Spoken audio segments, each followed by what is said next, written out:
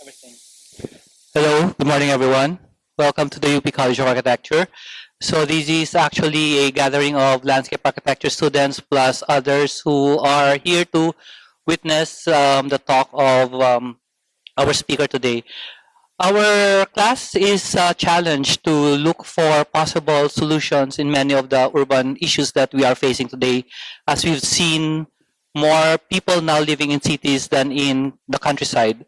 And alongside with that is the issues that both ecological, social, economic, and even on the issue of governance. And we have challenged our students to come up with identify the issues and come up with possible urban strategies and solutions for these different spaces that we have. So our class is Landscape Architecture 22, and we also welcome students who are from the other design classes.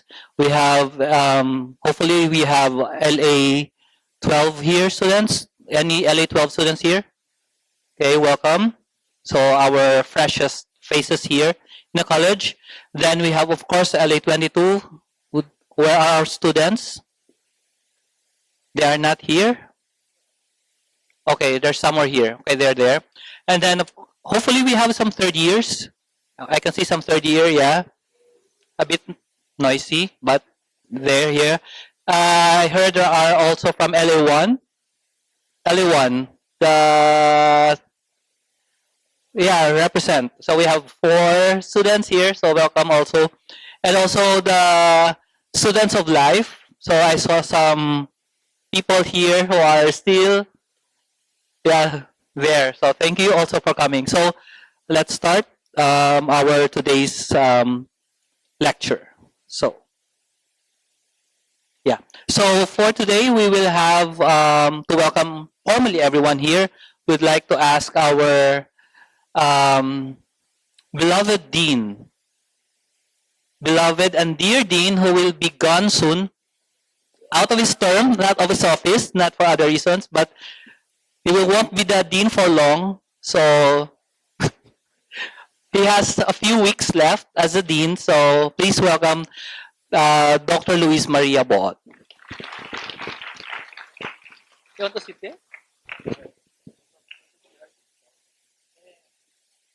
Okay, this is about the intersection of landscape architecture and urban development, which I think is now called as landscape, right? Urbanism, right? Magano na ba kayo nag-urban design? Di pa? You know the theories of Christopher Alexander, that the city is more hierarchical vertically. However, the landscape developers or those which take landscape as the form giver of the cities that we have is more horizontal, right? It is a network connected with using what gardens, what else? Riverines, what else? And all of this came and things like that. And instead of the shapes and the forms usually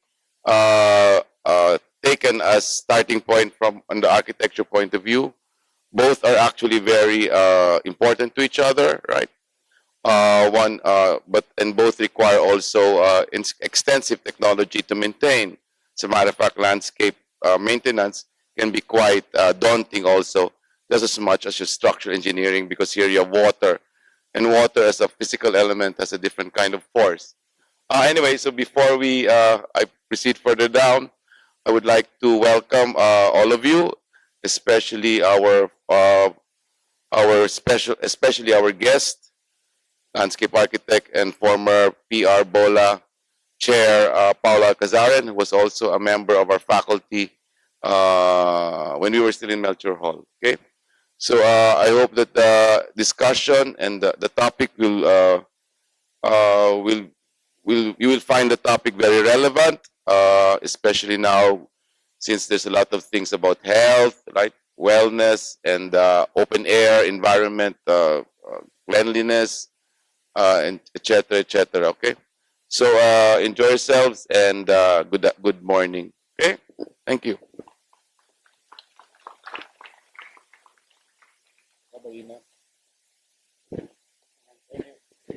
Thank you so much, Dean Baot, for your opening remarks. I am Professor Selena Balbino Santos, and I will be giving the introduction of our speaker for today. So this person is special to me because he was one of my first bosses during my first job. So I'm really happy that he's here once again to present to us everything that he has to share with us. So this speaker of ours, he is a landscape architect, urban planner, and is also a journalist. Sorry, not a journalist. Writes for Philippine Daily Inquirer. He took his BLA and BS Architecture in UP Diliman, and took his master's in urban design in the National University of Singapore. After which he worked for a notable number of firms of notable architects and landscape architects, including IP Santos. And by 1982, he formed PDAA Partners, which specializes in site planning and landscape architecture. He also set up office overseas in Singapore, Malaysia, and the Middle East. And in 1989, he set up the Singapore office of PDAA Design. And by the 1990s, he set up his own firm locally, which is PGAA Creative Design. Okay. And as mentioned, he is a registered and licensed environmental planner and landscape architect. And he has professional affiliations with PIEP, American Society of Landscape Architects, and American Society of Campus and University Planners. He's an honorary fellow of the Philippine Institute of Architects, and a fellow and past president of the Philippine Association of Landscape Architects. Okay. Again, he's a writer and journalist with many publications and on architecture, design, and urban history. He was even the editor-in-chief of Blueprint magazine for 10 years. And recently, he was the former chair of the Philippine PRC Regulatory Board of Landscape Architects. Right? He advocates for heritage conservation along with public parks and open spaces. All right, and with that, I would warmly like to introduce to you landscape architect Paulo G. Alcazaren.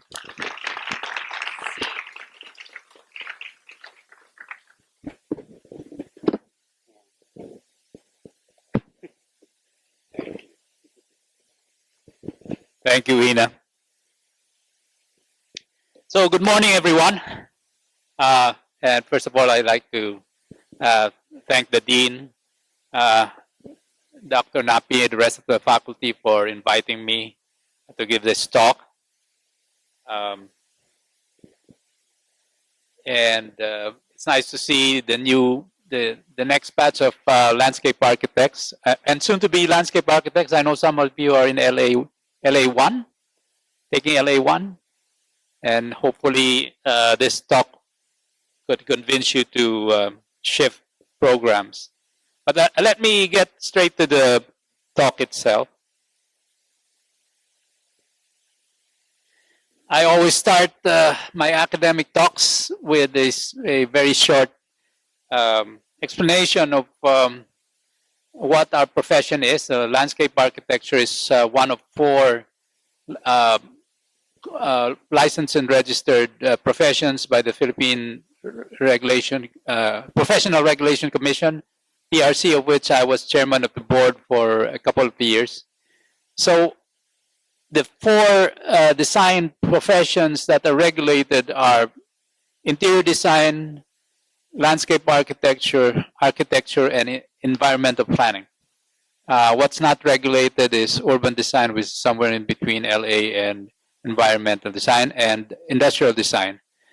But there are four professions where you have to have an academic background and take a licensure exam to be able to practice. And the control is to ensure that the general public take advantage of your services, which will ensure public safety and all of the other benefits that accrue from the design of good public open spaces in the case of landscape architecture. Now, all of these design professions, the one thing that runs through all of the four is that you are designing space.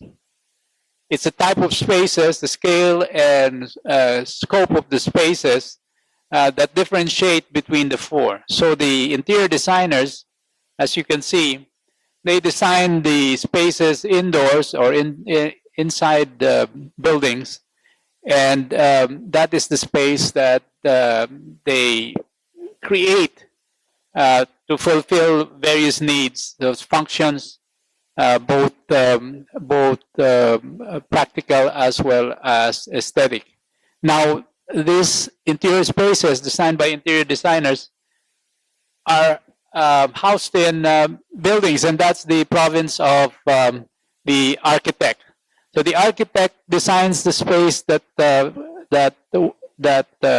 host the other spaces that the IDs do. And the next scale and scope is landscape architecture, which are the open spaces in between the buildings.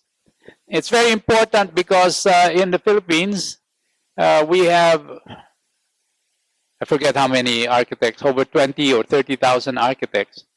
But we have very few landscape architects, and we design world-class buildings.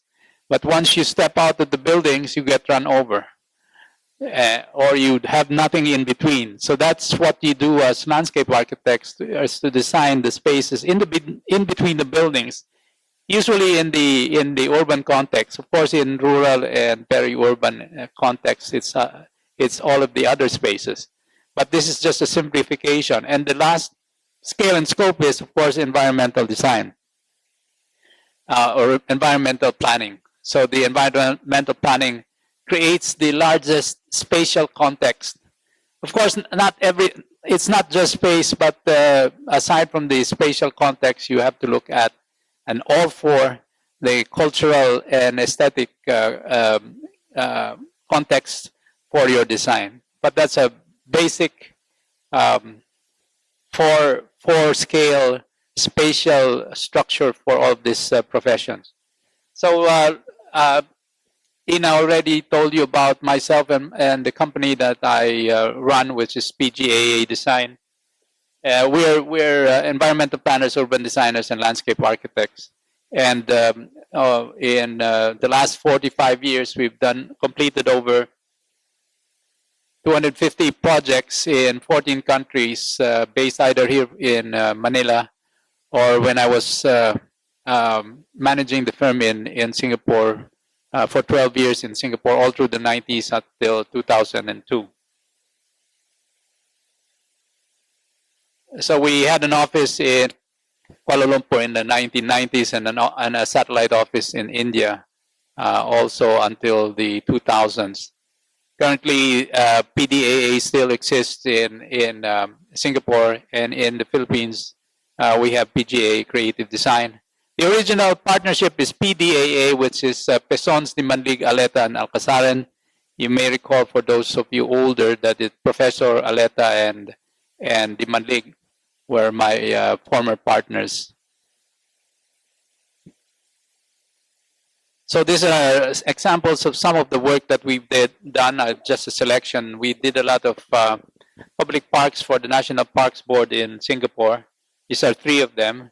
2 small public pocket parks in the city. If you go to Singapore and you go to Chinatown, you will find the Anshang Hill Park and Telo Ayer Parks. These are open spaces in between the shop houses, which contain sculptural vignettes of Singapore history. This was done in the late 1990s. And the good thing about national parks in Singapore is that until now, the pictures that we took like 10 or 15 years ago, they maintain the parks very well. So it's exactly the same as we designed them years ago. And maintenance is the key, which is not in the vocabulary of most Philippine government. Hopefully now with the new Secretary of Public Works, it becomes embedded. But we designed this to reflect the cultural, the historical background of Chinatown as the place where the immigrants from China, the Huaren, landed and the trellises that we designed are reflective of the boats that they used to use in traversing the seas between China and Singapore. Hinid Park is a larger park, 15 hectares in Bukit Timah Nature Reserve, which we designed. That's Jerome Abad. Every few years, we take our staff to Singapore and Kuala Lumpur to show them examples of good landscape architecture, parks, and urban design. So it's a disused granite quarry, and right beside a few residential estates. So we designed it as a nature park with mountain bike trails, children's playgrounds, and the quarry itself was repurposed as a recreational lake. As you can see here, these are two of your LA alums. We designed everything: the layouts of the walkways, the interpretive signage, the kiosk and barriers, and that's the old quarry site. The water has filled up the old quarry.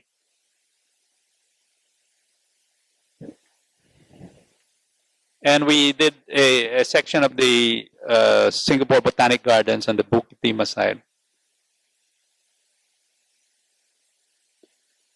So, in fact, in Singapore, there are two other firms, headed by former PDAA private limited landscape architects, Neil Samak and Wakai. This is still a part of our work. When I was, that's me 20 years ago. And this is if you go there and you go to the Merlion Park, I was, for 2 years, I was seconded to the Singapore Tourism Board as a liaison between the board and Urban Redevelopment Authority. And one of our projects was moving the Merlion. So the Merlion Park was a project of the government to relocate the Merlion, which used to be by the Singapore River, to the new inner harbor. So what we studied was how best to place the Merlion. By the way, the Merlion is an invention of the Singapore Tourism Board. It's actually similar to the Merlion in the Seal of Manila, but they appropriated the symbol, and it's now the symbol for Singapore.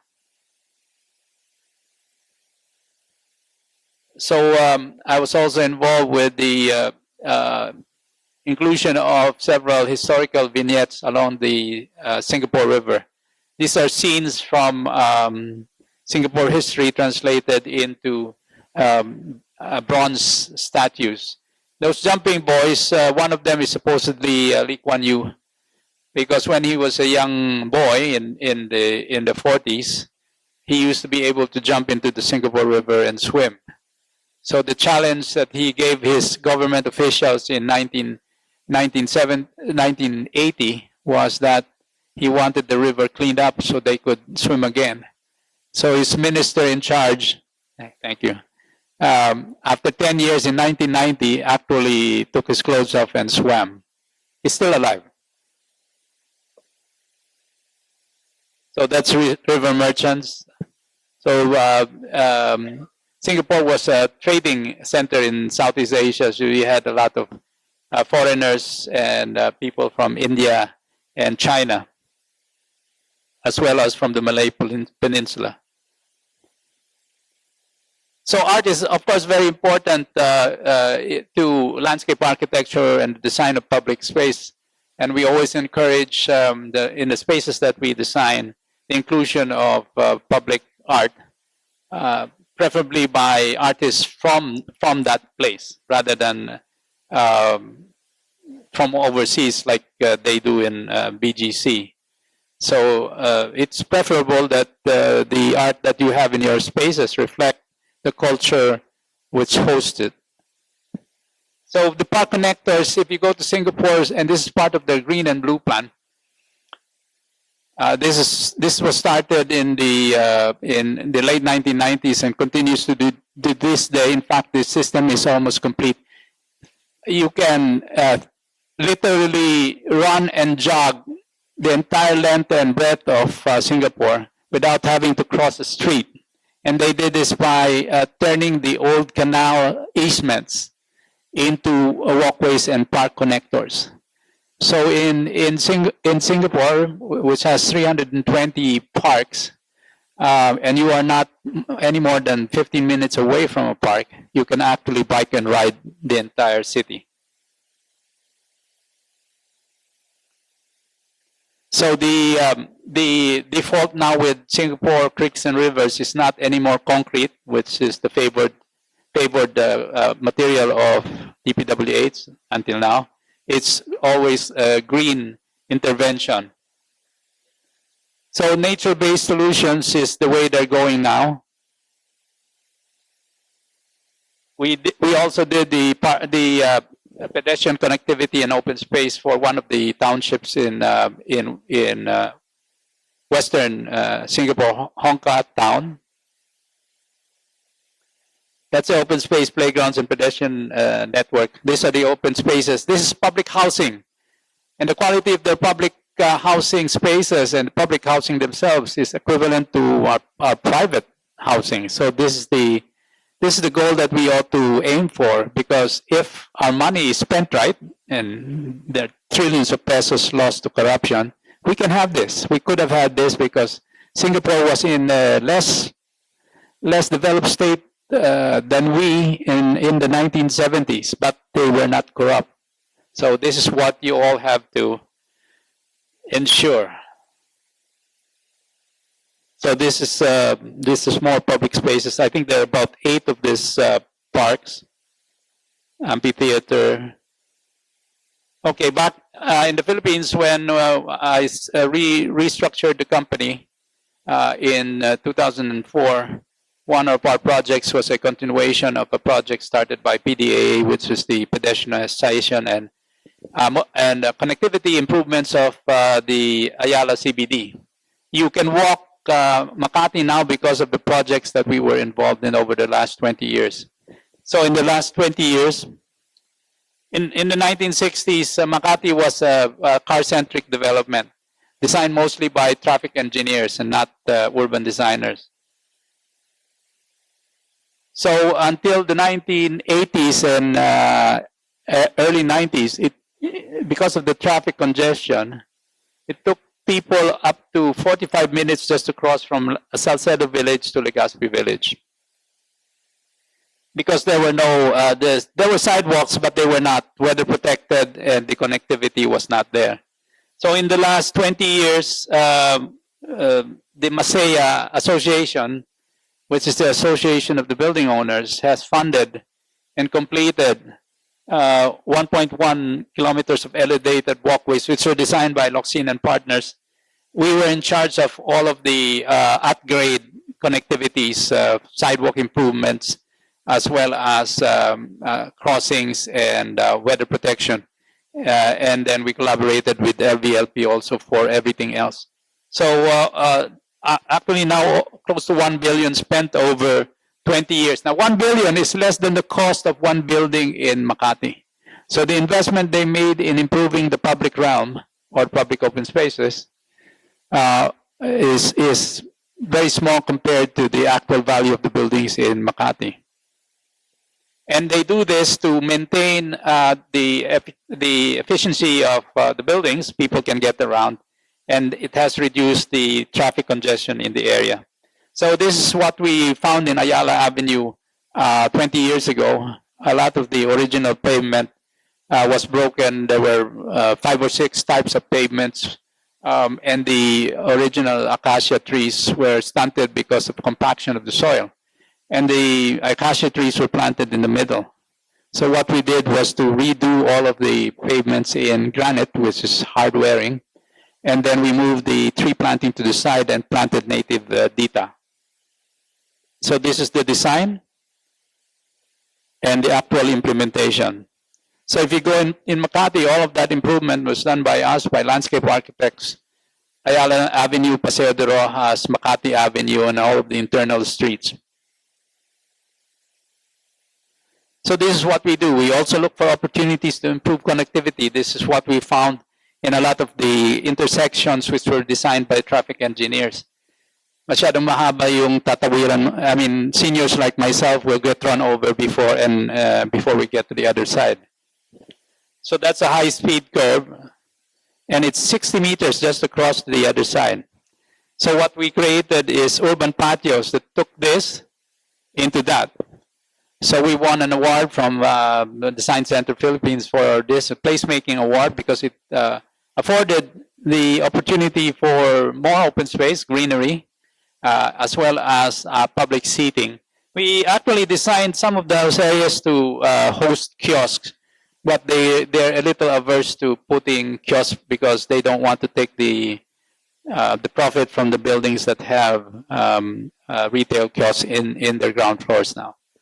But it's been very successful. We started with 3 of these intersections. We've now done over a dozen. So this urban patios is a default now for retrofits for urban areas. We're applying this same concept to places like Iloilo and Naga and Ormoc. So these are speed tables. That means the level of the pedestrian crossing is the same as the sidewalk. So it gives priority to people rather than to cars. The cars won't complain. Of course, the drivers will, but everyone will be more comfortable crossing.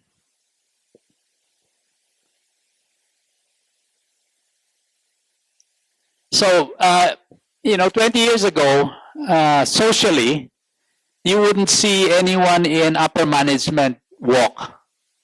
But because we have created these spaces that are comfortable and safe, everybody now walks, and it's socially approved now.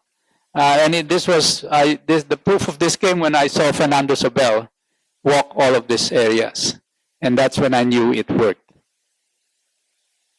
So we designed some of the small parks. Unfortunately, the Ayala Triangle, which is not our project, is being turned into more buildings, but that is actually a private lot owned by Ayala Land.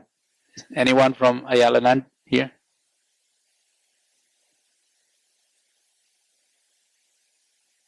So in Makati, which is not Ayala controlled or part of the original Ayala development, Poblacion is an area that we were working on right before COVID, and we had proposed this retrofit of the streets from a car priority roads or streets into shared streets or Woonerf, which is from the Netherlands.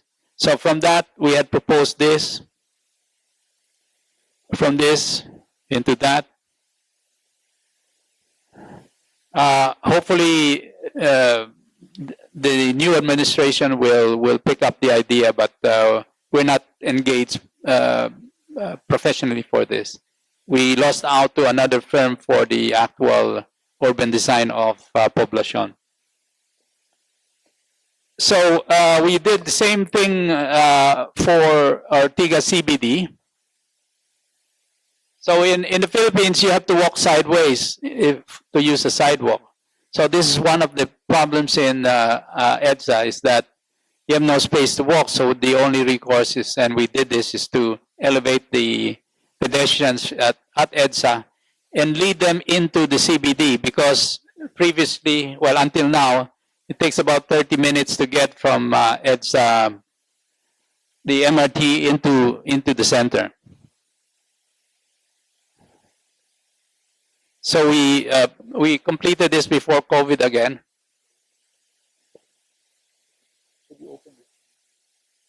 I have to take a water break. Thank you.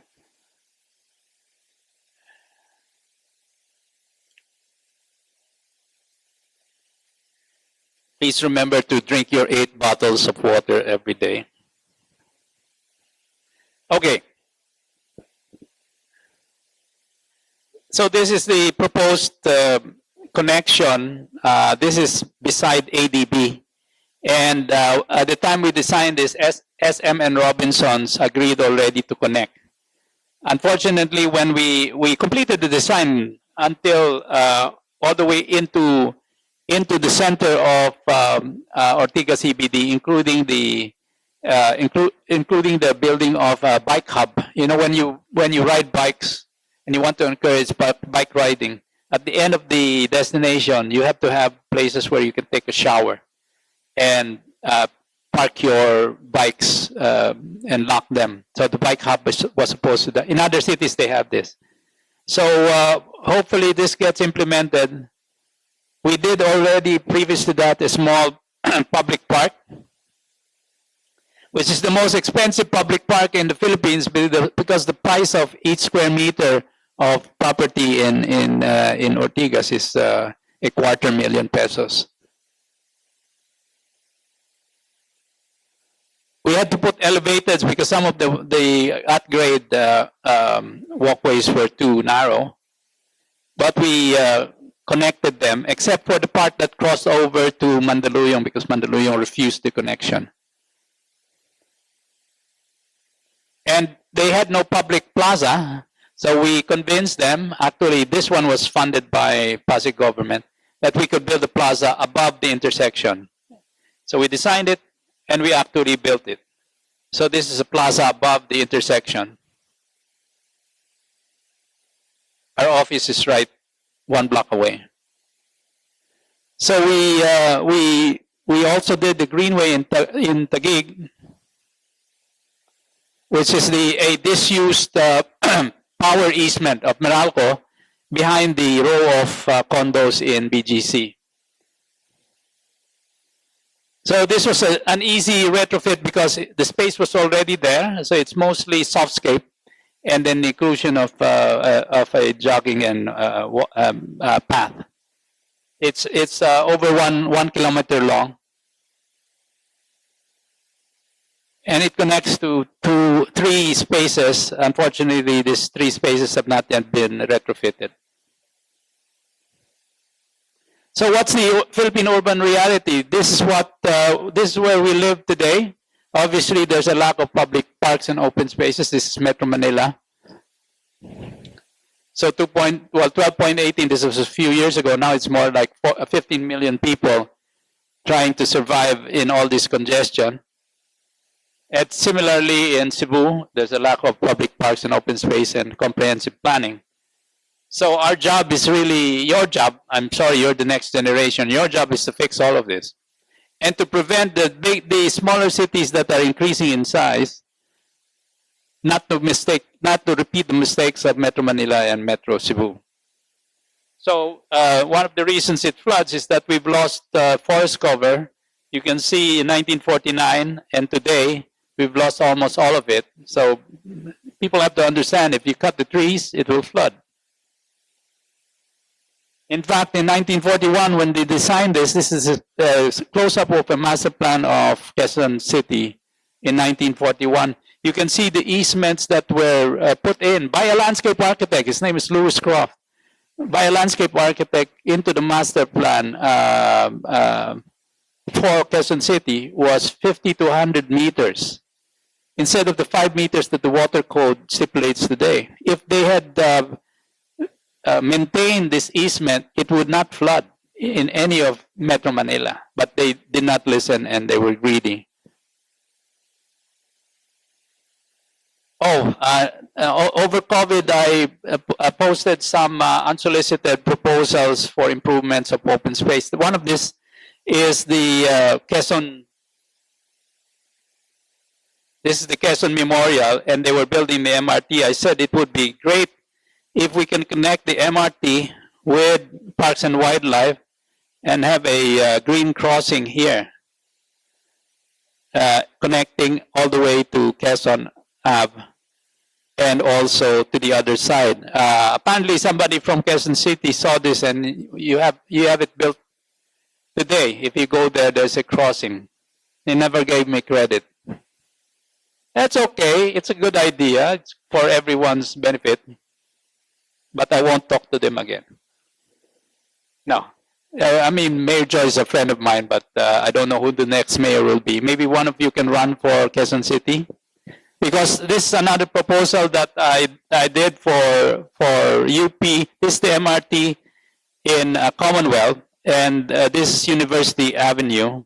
And I propose that we take back the space from cars and put a nice public park here, which can be the interface between the MRT and the Equat Jeeps here. I'm sorry, it's all of the details are inside. I figured that all of this space can be, it's wasted space. It's just concrete. So it can be turned into green. I hope somebody picks this up.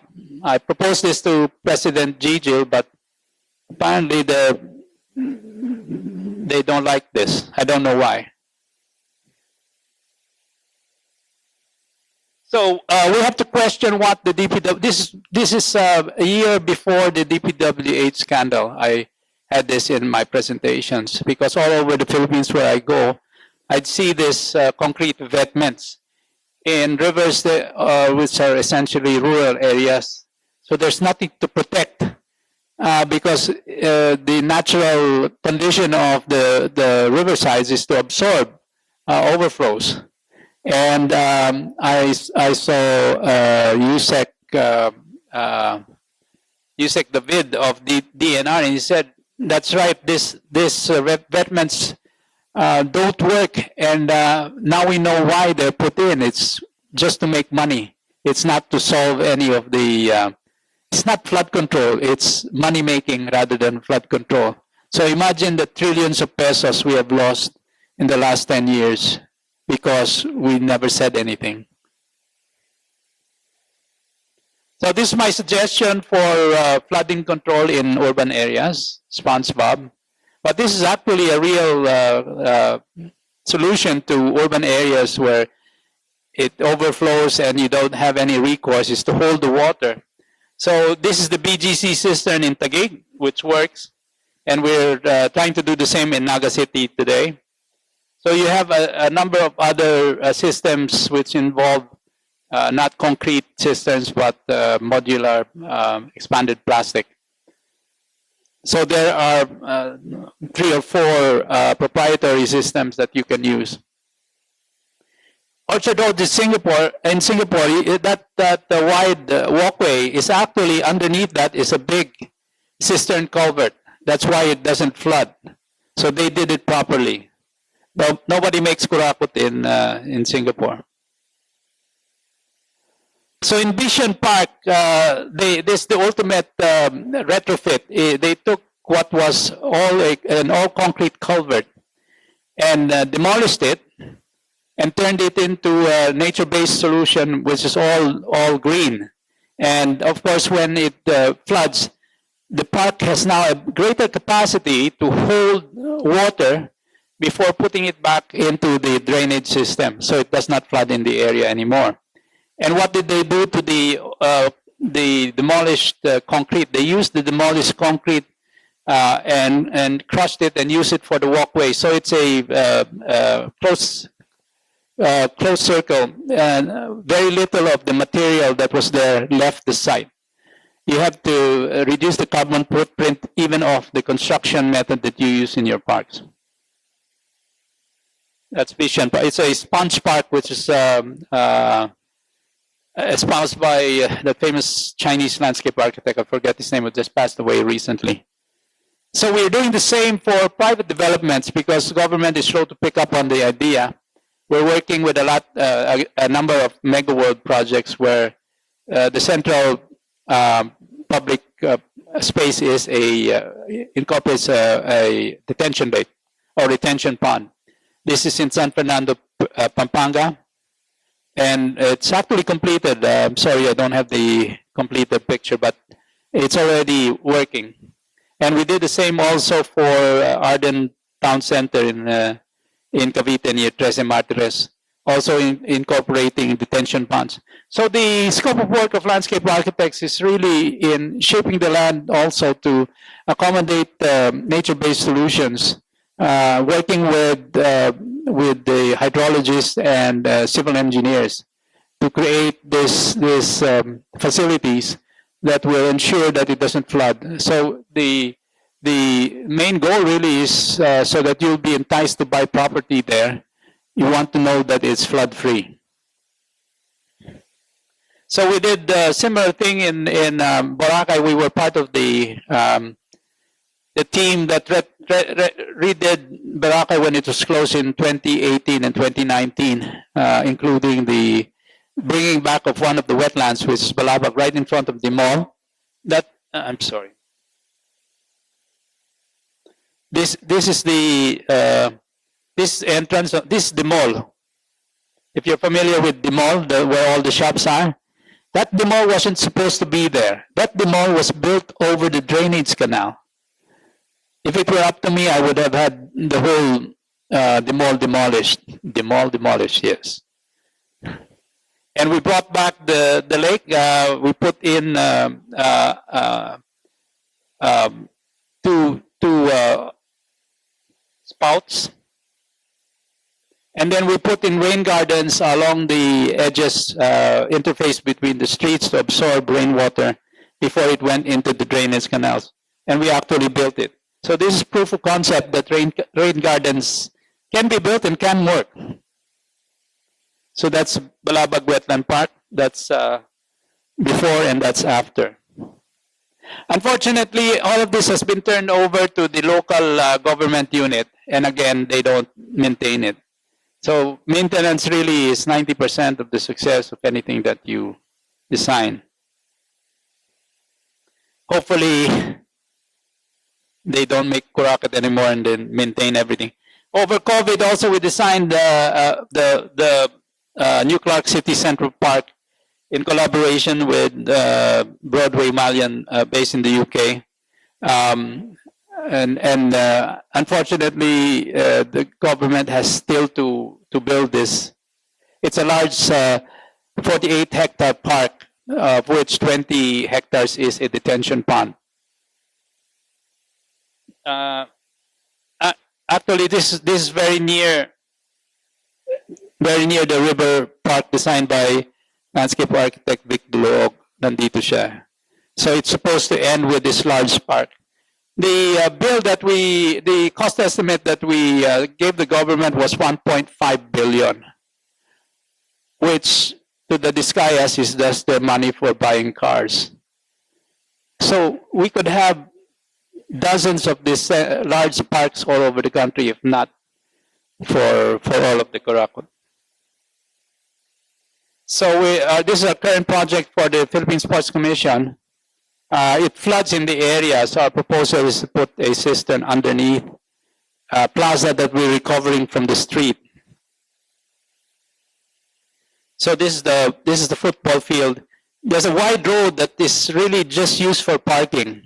So our proposal is to turn that into a large plaza. You have a nice Art Deco structure, but you don't have a foreground to appreciate the architecture or any space for public gatherings. So we propose to do this without reducing the capacity of the road to cater to the regular traffic that crosses. And underneath that is a huge cistern. So that's what it is now, and hopefully it will be a public plaza. So if you look at any Olympic site or any sports stadium, you have this large plaza beside where people can gather and events can be held.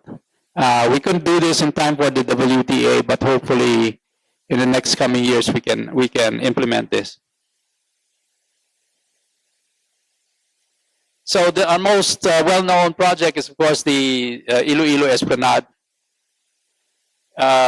Over 15 years ago, or about 15 years ago, 12 years ago, we were brought here by Senator Dillon and were shown this dike road built by DPWH for flood control. And it was not very friendly for people. He asked us to design it. We designed it in 3 months. We did the first, we had consultations with the public 2 or 3 times, incorporated the comments and built it. The first 1.2 kilometers from drawing to reality. There's now over 9 kilometers of esplanade in 9 phases. And it has become the image of Iloilo, poster image of Iloilo. The reason it works is because the 9 sections with 7 bridges make it accessible from the communities which serve it. So if you want to make a riverside esplanade work, you have to make sure that it's connected to the neighborhoods. So there are nodes or little piazzas in between the sections which we designed. And it's won many awards, of course,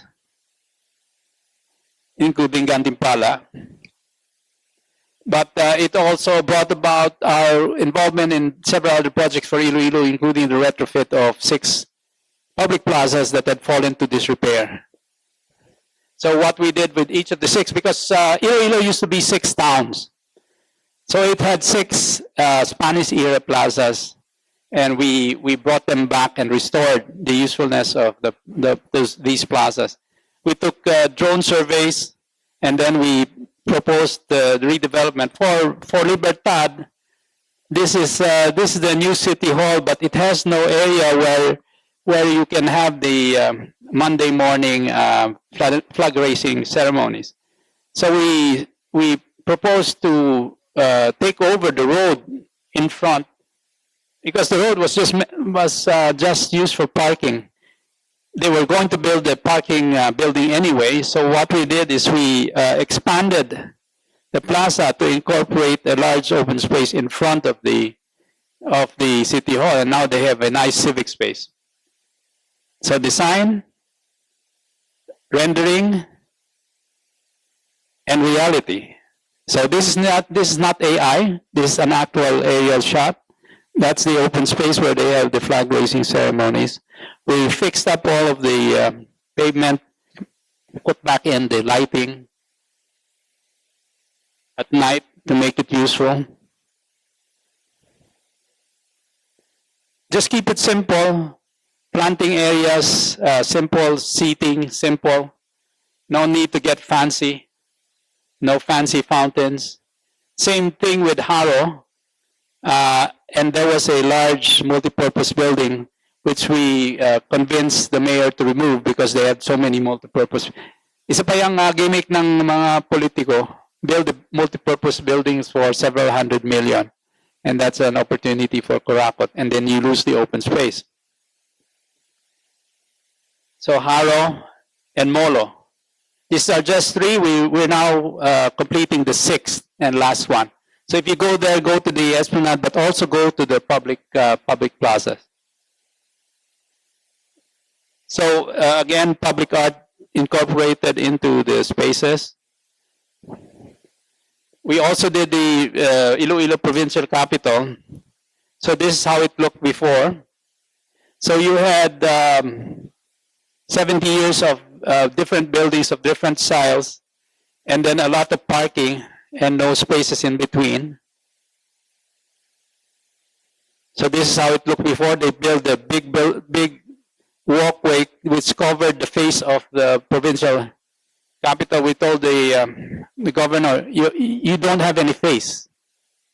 People can't see you.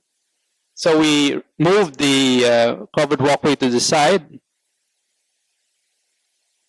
Again, creating an open space for flag ceremonies. We rationalized all of the parking. In fact, we built a parking building, and we recovered 2 large spaces, an old rotary park and an event space, as well as a connection to the Esplanade Phase 8, I believe. So from drawing to reality. So these are the 2 spaces. This is a park, event space, rationalized parking, and at night. And that's the Esplanade. So that's the front. You now can see the face of the building. And we incorporated artwork. A competition won by a Ilonggo Ilonggo architect for the mural depicting the history of the province. So this was what, and inside the Capitolio is a provincial jail, and it was turned into a National Museum satellite by architect Hisansha. So that's the design. So from provincial jail into a full complex. So the landscape architecture worked to unite all of the diverse architectural styles. So landscape design can weave this continuity in spaces that have diverse architecture. And that's the job that we do as landscape architects. So that's the provincial jail. That's the artwork. And it led to another project, which is the main avenue going to the airport. And we told Senator Frank, you know, it's so wide, you don't need all of that space for cars. Why not get 40% of it and turn it into a walkway? And that's what we did. So this is the original easement. And this is this is one of the first dedicated bikeways and jogging paths. 40% of the roadway was turned into pedestrian-oriented development. That's when we, after finishing, but today, that's how it is. And in fact, the whole bike network in Iloilo. During COVID, it was probably the only city that had a complete alternative mobility network for people because the infrastructure was put in. Hopefully, it becomes the peg for all Philippine cities.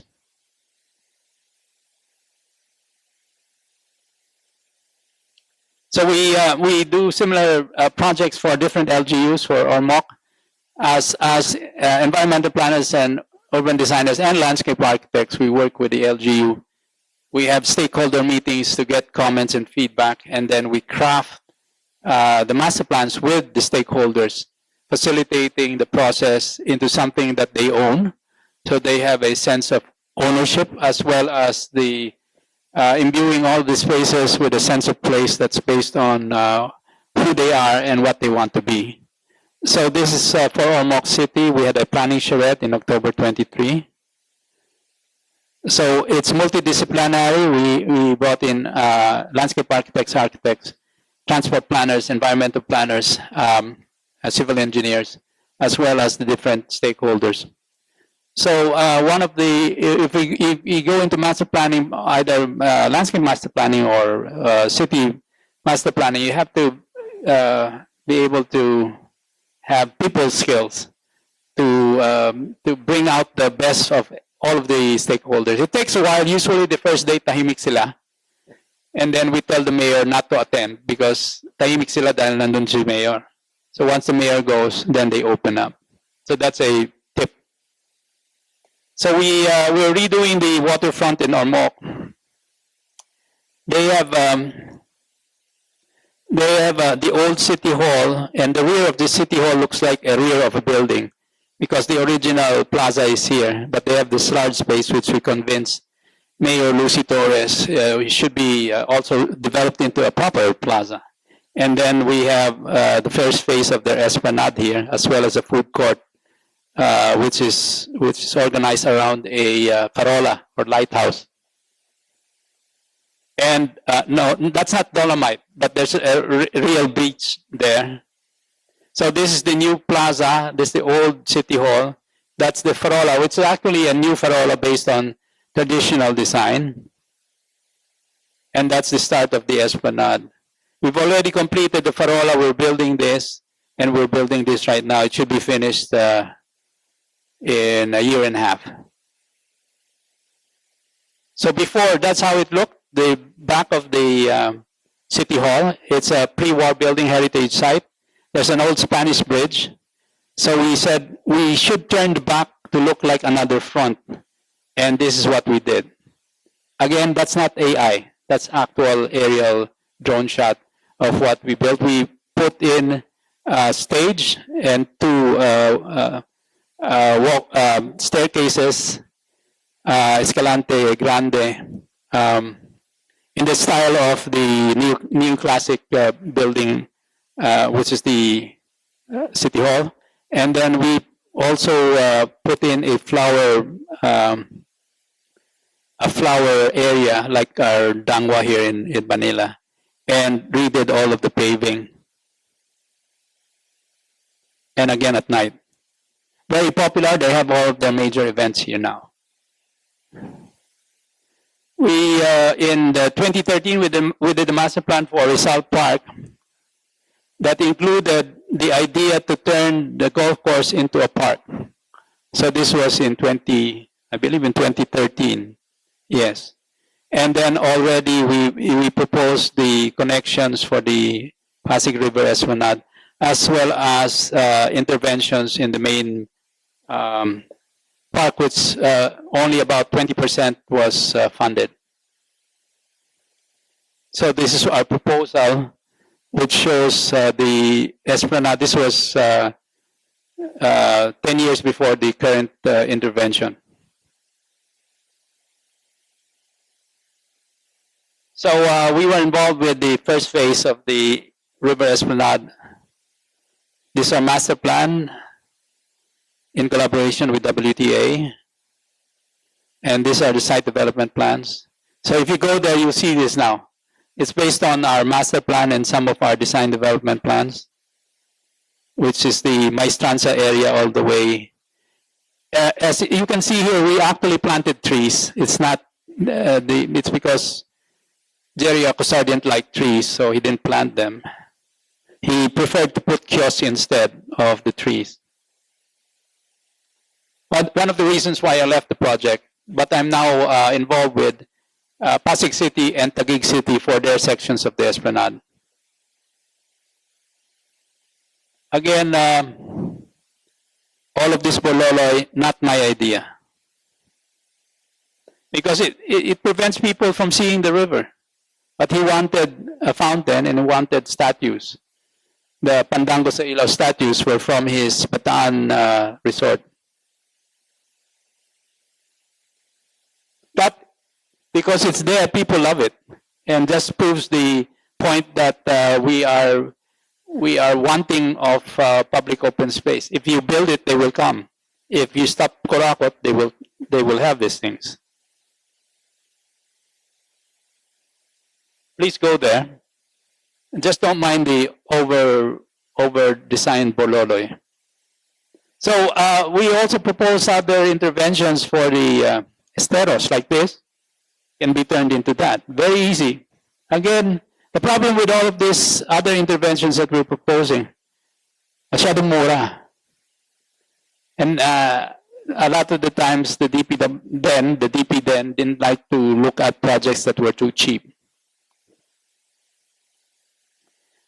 This is already being done now, this one. I think they're going to reach Ayala Bridge soon. But the other side is still waiting to be done. So down the river, because the river is 25 kilometers, so far the Pasig River group has only completed 2 kilometers of the 25, so less than 10%. In fact, only one half of 10%, so only 5% of the river has been provided with esplanades. So here in Guadalupe, we propose this, building a park over the cloverleaf. On the other side, this. Again, it is all doable. But the problem is we are faced with the threat of the Parex, which is San Miguel Ramon Ang wanting to build a 95 billion peso elevated highway, purportedly to solve the congestion of Metro Manila east to west.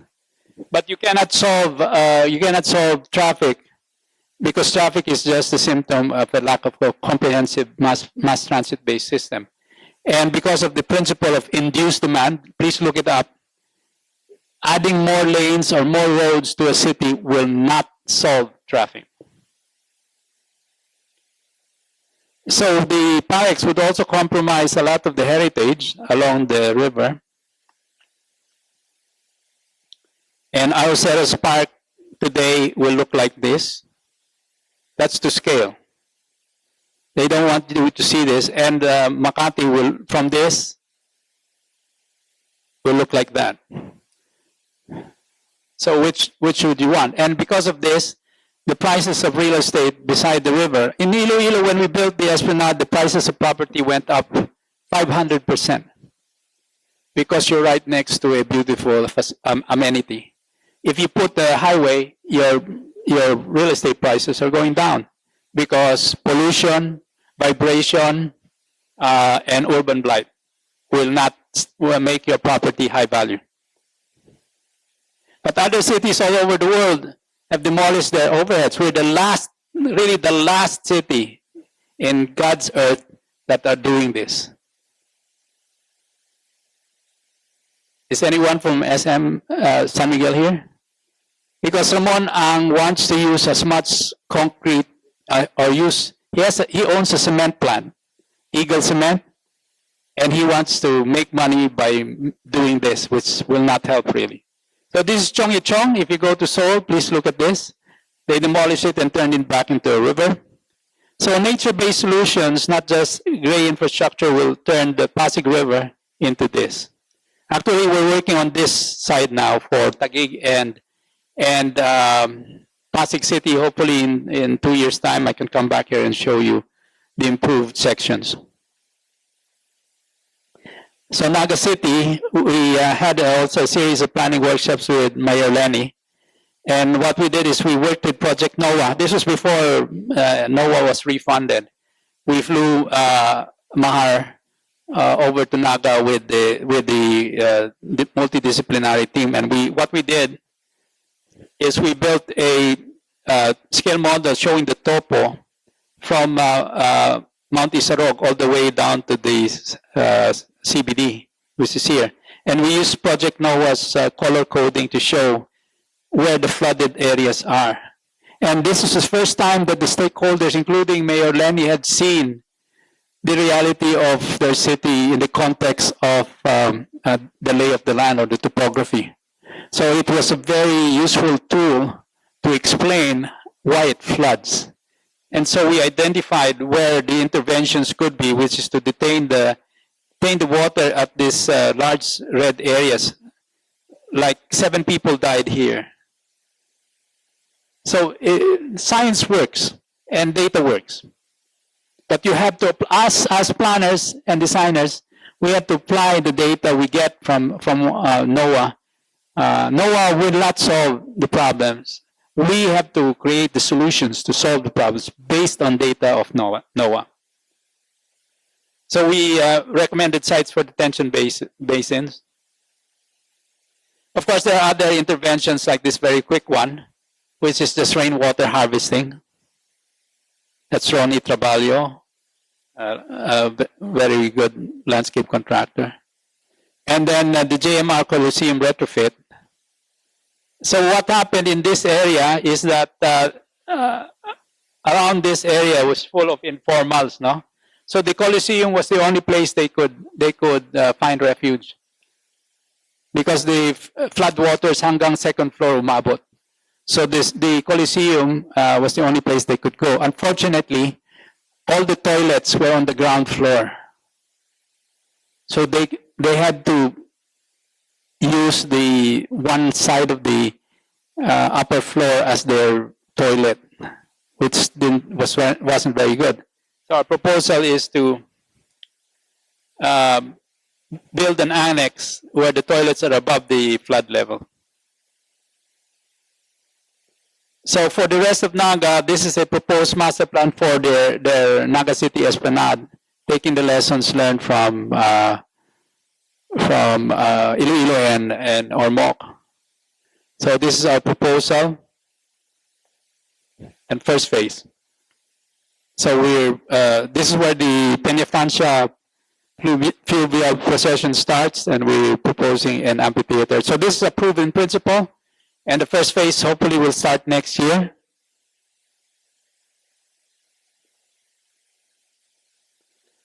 And we have nodes along the Esplanade, so it's not boring. So that's the section. This is the revetment wall, and what we're proposing is to cantilever over. So this is already designed and approved and budgeted for the first phase. So from that, this is the Naga City Public Market. First phase is this, to create an amphitheater. So this is where the parade starts. But even without the parade, they can use this as a public amphitheater and plaza. And eventually, the public market is going to be redeveloped as a podium, and eventually they could have housing above it. So our task is really to show our clients the potential of sites and settings to fulfill not just the basic requirements, but things that you can project for the future. That's your value add when you come to the table with your clients. Is you have to be forward thinking. So that into that, this into that into that. Hopefully in the next 2 years, until the end of her first term. I do not know if she's continuing or running for some other thing, but anyway, in Pasig City, we're doing the Barangay Pineda. Those of you who are familiar with Barrio Capitolio, this is Barangay Pineda. There's already an existing easement, and we're proposing this all the way to Santa Monica. Again, a very simple retrofit. We've costed this at under 200 million. Because Mayor Vico has saved a lot of money because of his anti-corruption policies. They can now pay for this without waiting for national government. So hopefully in a year or year and a half, we can have that. And we found the street Santa Monica, which is not used at all. So we said, told Mayor Vico, we can turn half of it into a park. And that's what he's approved this already. And you find all of these leftover spaces that you can turn into little pockets of civic and public space, or the public realm. Thank you very much.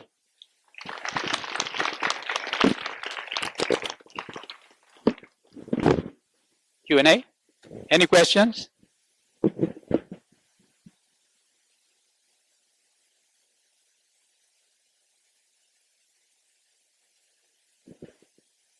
You can't get out of here unless you ask questions.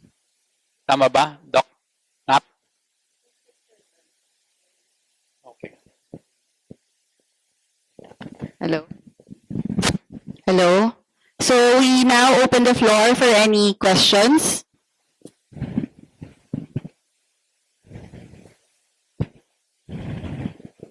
No questions? Oh, As landscape architecture students, you have no question? Do you want to know yes, sir. you want to know how much landscape architects can make? That's always the question they ask. So state your name and then. Good morning po, sir. I'm Jane Fatalia, third year landscape architecture student po. And my question is more about community-sensitive designs because realistically speaking, the Philippine context is really, in terms of the urban nature, is really dense in population. And so when community needs live realities, and the planning seems to be in tension, how do you navigate these design decisions that are both ethically grounded and professionally sound? Oh, isang libro yan. Well, of course, you have to understand. That's why I encourage landscape architects and planners to take up or have an interest in other disciplines like sociology and public administration. Because a lot of the planning work is dependent on policies set by the public ad people. And a lot of the context for the 1,500 plus towns and cities in the Philippines for urban is based on urban sociology. we are close to 60% urban in any case.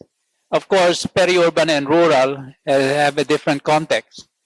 So unless you widen your interest beyond just designing physical things, then your designs for the physical things will matter less compared to if you have a grounding in the social sciences. So please take your electives in sociology, urban sociology, or Philippine sociology. Take your electives also in public ad, because the way these projects are implemented is based on the processes that of local governments and provincial governments and even national governments. So the only answer to that is just don't stick to your very narrow discipline and widen your interest. And you can do that by a simple act of, it's called reading, not scrolling, not doom scrolling, reading more than just 500 words. So expanding knowledge is key to expanding your design vocabulary. Any other questions?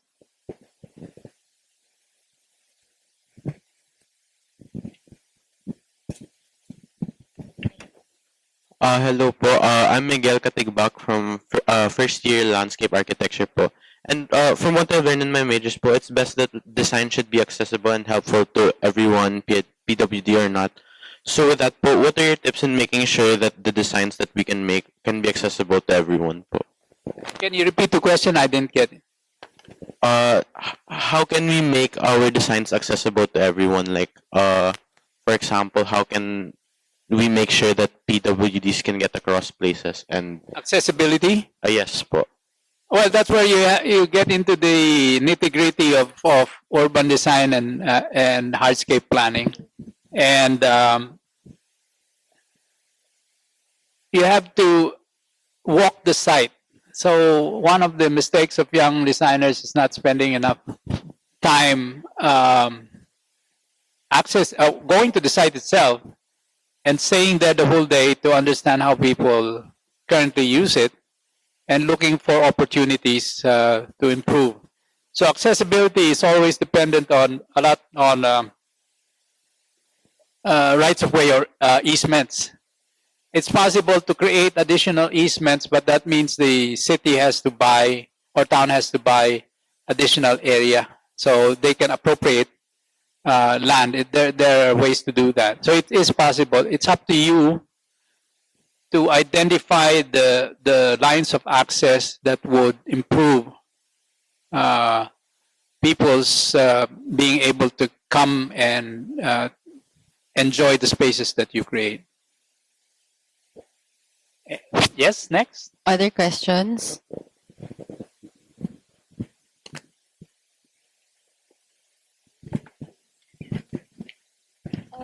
Good morning po. I am Althea Natividad. I am Junel Octavio po. And we're first year landscape architecture students. And for our LA 12 class po, we are planning to design a healing garden po, and we chose for our site po, we chose Iloilo. And since you have made numerous projects na po sa Iloilo, we want to ask for your strategies. Kasi po for our healing garden, specifically we chose the Oton, Iloilo for our site. And it is coastal po kasi, and we thought that coastal areas are somewhat good or parang nice po siya for the thought of healing. And you po, like parang marami na po kayong nagawa yes po. What strategies should we take into account considering that we're making something in that province po? We don't have any projects in Oton, but I'm familiar with Oton. The first thing that you have to do when you have a public or private client is to ask them for an audit of all the spaces that you could turn into parks, gardens, or plazas. So the first thing you do is ask for an audit. anong lupain ang under their jurisdiction or they control? And often you will find that there's a lot of land, either used just for parking or for storage, that you can carve into gardens and parks. It's the audit. That's the first thing that you do. Yes. Any other questions? Good day po. What are your initial city planning considerations for... Good day po. My name is Trina and I'm a second year B Landscape Architecture student. So, what are your initial city planning considerations for slope cities, especially with dominant forest covers, such as Antipolo po? Trees. Don't cut the trees. Don't cut the trees. Or if there's no trees, plant more trees. Well, but of course you can't. The reality is you sometimes have sites that are already, like Baguio is a disaster waiting to happen. I pity Mayor Magalong if, knock on wood, there's another earthquake, because all of those hillsides are going to slide. A lot of the situation is already beyond repair. So your only hope is you stop it before it gets too bad. And there's no other way to do that except nature-based solutions. Thank you po. I'm sorry, not everything can be solved by design, because we've seen too much. Good morning po. Good morning po. I am Kyla Mangalino. I am a second year landscape architecture student. So for our next plate, we are tasked to create a conceptual city plan, and it's quite a new thing for us, since we're only dealing with like citywide like specific sites, like smaller areas, but then now we're tasked to create something that's very large scale. So I would like to ask, what should we prioritize that current existing cities fail to address in like problems, and what advice would you give students who are overwhelmed with like the scale po? Thank you. LA, second year LA, they're being asked to design cities. Civic parks, sir. Civic parks. A civic park, Portion of the city, parts of the city, not the city streetscapes. itself. Not yet, sir. No. Okay. So you want to know, because you've been designing small things. Okay, the large city parks actually is not the trend for cities now. I mean, the Clark Green City project at 48 hectares is about the largest you really need to go. Central Park is 10 times that. But that's because of a accident of history that they had all of that land. So the better strategy for creating a system of parks is smaller parks distributed equally in the city, so that you're not more than 10 or 15 minutes walking distance from this. So don't go for very large. I would, for most Philippine cities, the biggest realistically that you could get is between 15 to 20 hectares, if you can find that at all. Most of the public plazas which double as parks in towns and cities are between 1 to 3 hectares only in size. You know who has the biggest property in most of the cities I visit? It's the DPWH. Just move them out of the city. They can be outside. You throw them out, and then you have 3, 4, 5 hectares. You look at the city maps. As for trying to learn how to deal with scale, I suggest you just buy SimCity. It's good. SimCity, it's a hindi na ba uso ang SimCity? Okay. Any other questions? Good morning, Sir Paulo. I'm an architecture student, fourth year. Won't take that against you. Yes, go ahead. Uh, my thesis focuses on active transportation and activation of the public spaces. And since you have discussed earlier the Pasig River Esplanade, and I really admire the interventions that you had. So my question is, it focuses on activating the ferry system. So the PRFS or the Pasig River Ferry Service. Are there any future interventions or like future developments for the ferry terminals along Pasig River? And then what can be the future development beyond Pasig River Ferry? Like I just saw a post from the DOTR that they eye the MAPALA or the Metropolitan Manila Active Transport and Logistics Link Alliance. Like it will link the Pasig to the Laguna de Bay and to Cavite, something like that. Are there any future developments or insights that you have, architect? The MMDA is undertaking the study. I think it's World Bank MMDA. The ADB also has a study currently for something related to this. The ferry system currently, which was planned 20 years ago, have the ferry stations in the wrong place. As an architectural thesis, I would look at designing intermodal ferry stations that connect walking, ferry, as well as, you see, the 25 kilometers, no, yung ferry stations is on opposite sides. So if you say in Pasig, the people from Taguig cannot use the ferry because they have to take 2 rides just to get to that side. So the proposal, the suggestion we had is to put include for each ferry station a pedestrian bridge to the other side. So that's a good architectural thesis, is instead of just the ferry station just to cater to the boats, you incorporate a pedestrian bridge, and then you incorporate a bike hub. So, and if you have space, a park and ride, so you can park and then take the ferry. So the possibilities are to find a large enough area or recover it from the river and create a kit of parts that you can use for each of the different situations.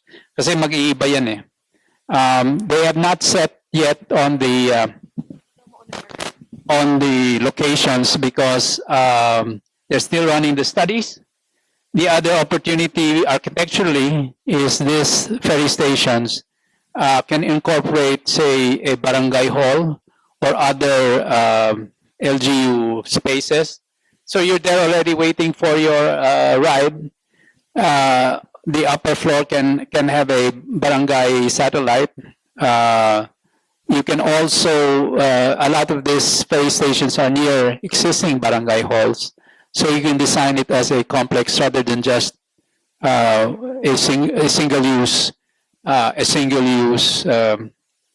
architectural type.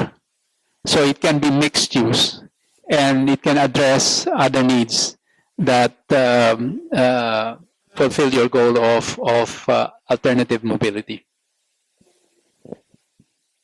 Anyone else?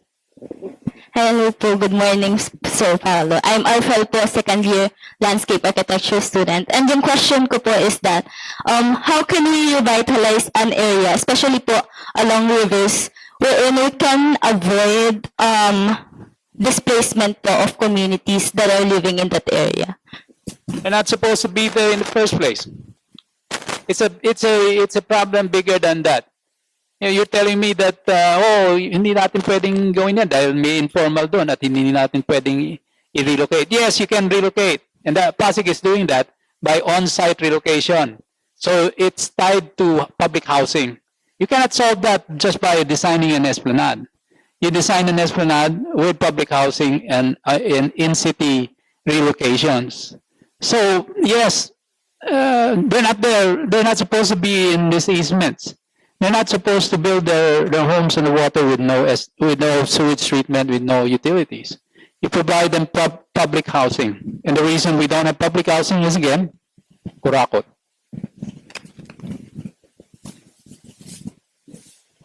Good morning. I am Clark Barcelona, second year landscape architecture student.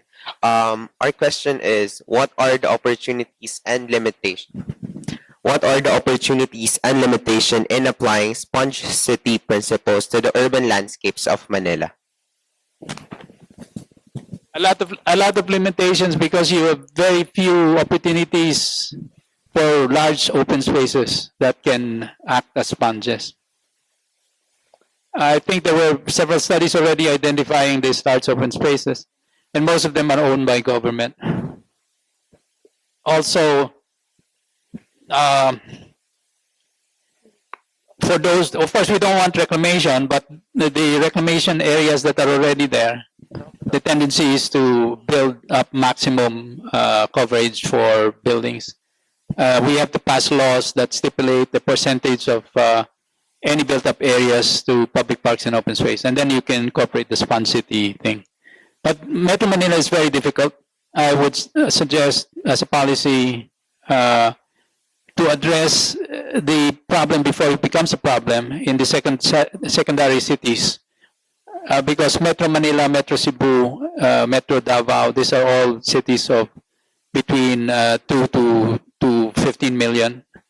So you have cities that are growing from 1 to 2 million, but they're repeating the same mistakes. They have not allocated space.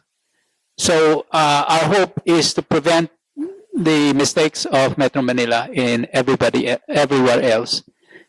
But this is the only thing I agree with the ex-president Duterte, that Manila is almost a lost cause. Because unless you change the governance structure of Metro Manila into a metro governance administered by one singular political entity, you will never solve any of the problems, including any interventions for Span City. You see, the problem of Metro Manila is not the lack of political will. It's because there are 17 political wills. So again, not everything can be solved by design. A lot of it is politics. Any other questions? Hello. Good morning po. I am Gervin Garcia, third year landscape architecture student. My question po is, since I noticed most of present niyo pong projects involve like relocating parking or completely demolishing mga parking spaces. I just want to ask, how do you find the right balance between removing these parking spaces and adding more green or open spaces? A lot of the parking layouts for large government complexes, even private, are inefficiently laid out. So as designers, and you know how to lay out parking areas, I find that we can maximize or make more efficient the use of space for parking itself.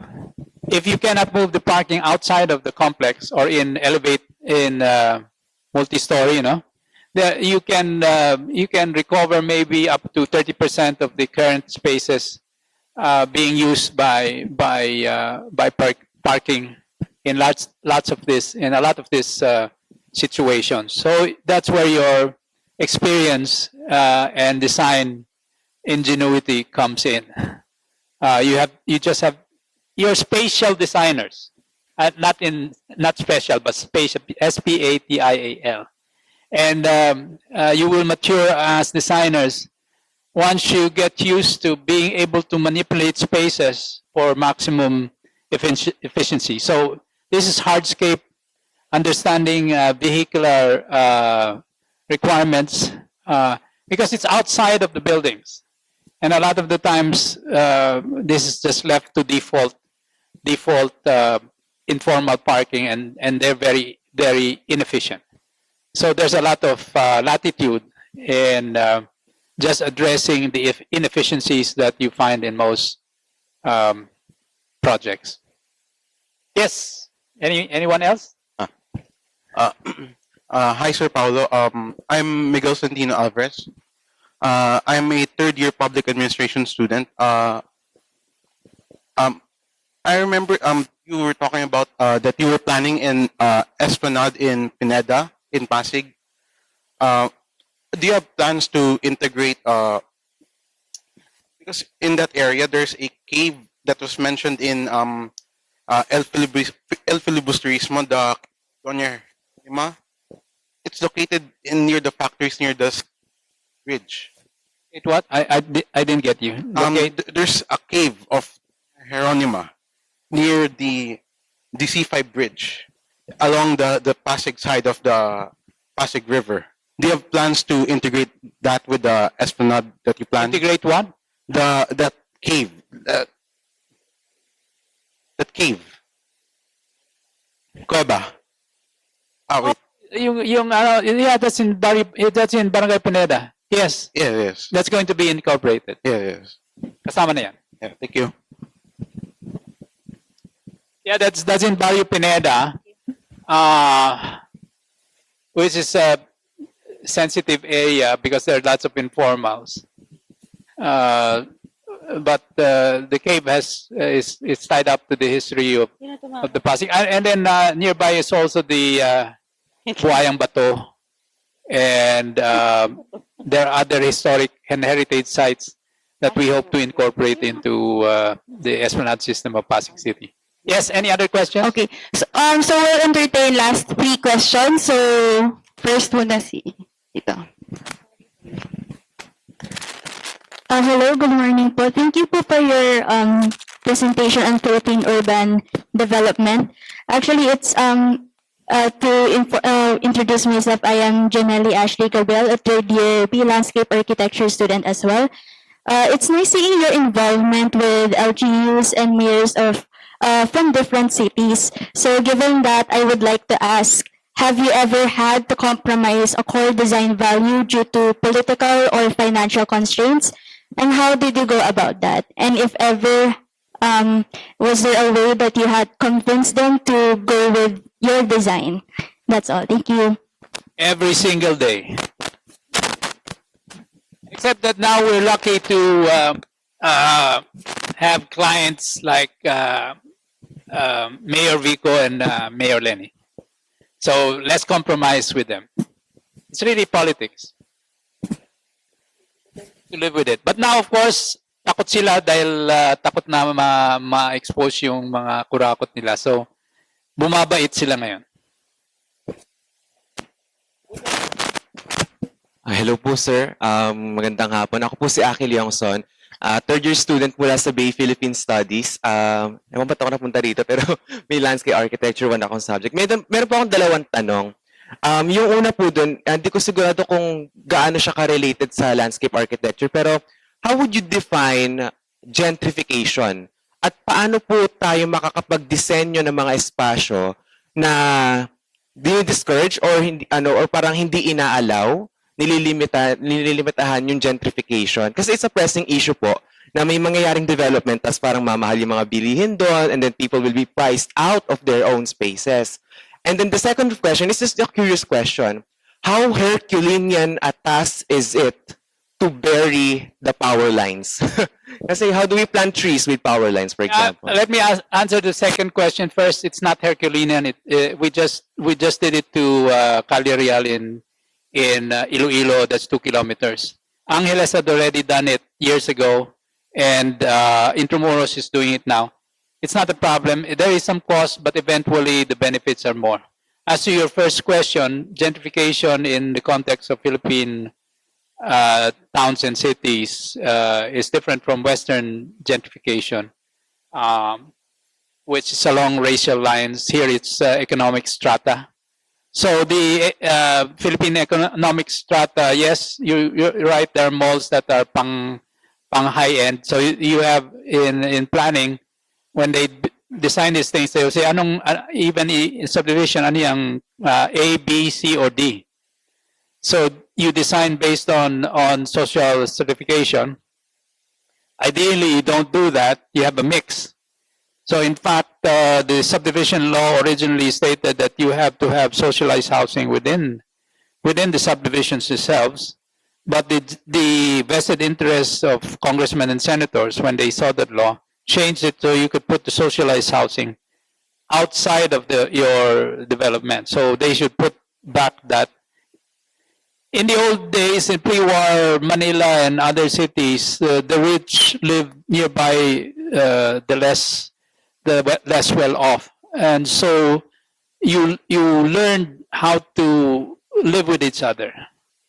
So we have lost, because of the isolation or segregation of social strata, then you don't have that much of that anymore. And it's a current issue in terms of the roving gangs in BGC. So the stunners, and all these young boys dressed in hip hop, wearing caps, hindi naman malamig dito sa Pilipinas. They're being chased out by the security. I have no answer to that.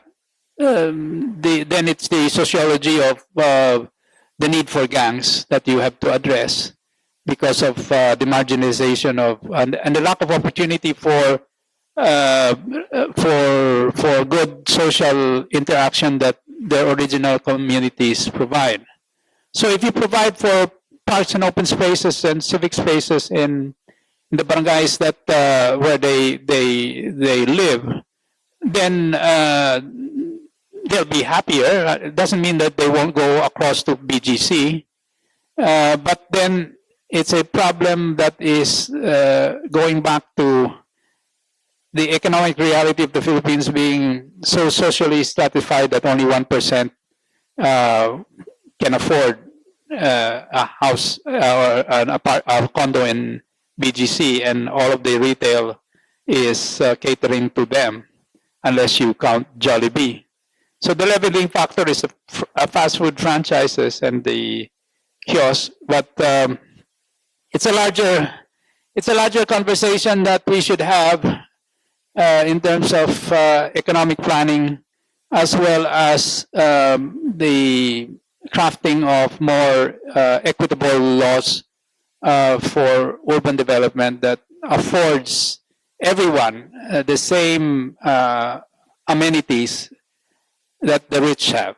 So this is where you have the issue of the golf course in Intramuros, which is golfers are usually top 5% of 10% of society.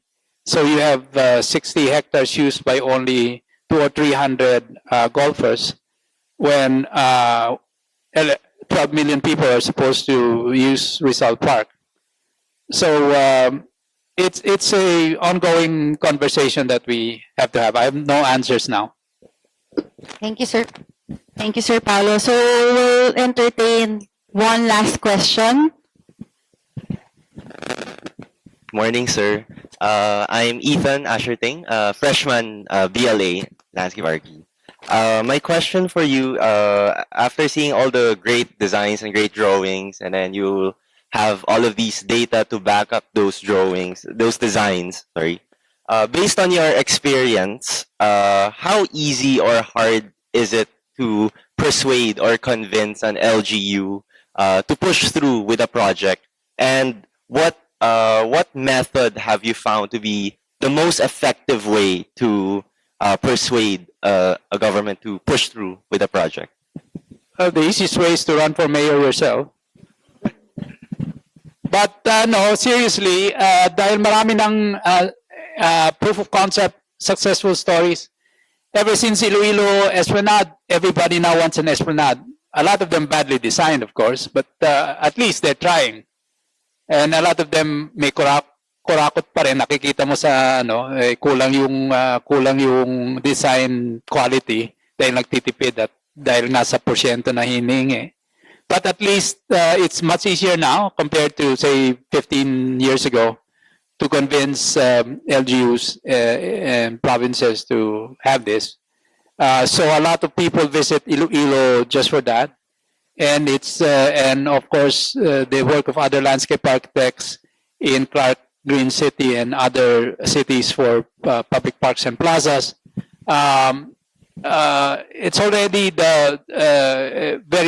it's already good ammunition when you talk to mayors or provincial governors. You just show them what's already been done, how things have improved for these LGUs of provinces or cities, and then they'll usually say yes. Okay. So again, thank you, Sir Paulo, for answering the students' question, and thank you everyone for your very engaging and very curious questions for landscape architect Paulo. So if you have any more questions, you can probably approach Sir Paulo if we still have time. And then Approach me on the internet na lang. oh yeah, in the internet. And then we'll also be posting this recording of Sir Paulo's talk in our ELSL YouTube.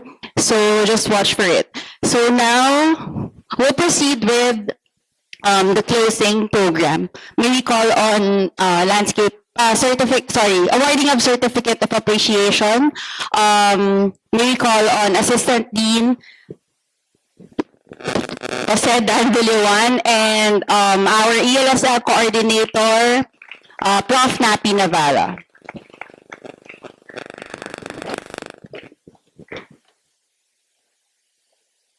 Thank you, sir. Thank you, sir. Really, nobody wants to know how much a landscape architect can make? Enough. You won't get rich, but you will get rich inside. Hugot. But the Philippine Association of Landscape Architects is taking steps to ensure that the salary scales of landscape architects employed in the firms are improving. So rest assured, Pala is doing what it can to improve the situation, and with more success stories like this, we can justify our fees. Okay. It's on. Okay. Certificate of Appreciation is hereby awarded to Landscape Architect Paulo G. Alcazaren for sharing his knowledge and expertise as speaker for the class of the Bachelor of Landscape Architecture of the University of the Philippines College of Architecture, awarded this day at the Benito C. Pau Auditorium College of Architecture, signed by me and our Dean, Dr. Luis Mariabo. Yeah.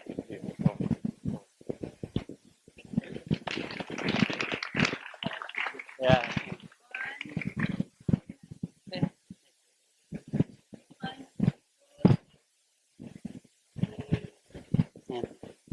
And as a token of appreciation for your time and expertise, we would like to present to you this token of appreciation, a original art piece by June Lofamia, who is one from Liwayway magazine.